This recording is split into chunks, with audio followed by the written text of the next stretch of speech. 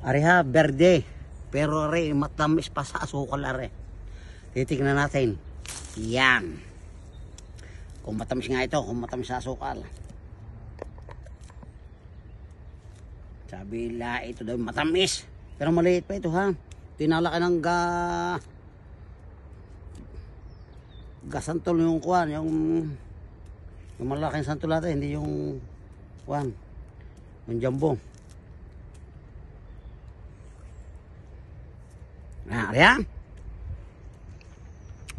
Wow. Joke lang, matamis talaga ito. Ito. Dahil ito yung Clementina eh. Yan. Dahil madaming bunga yan. Kita-kita niya. Doon sa isang banding yun, kami kukuha naman ng aransya. Jumbo.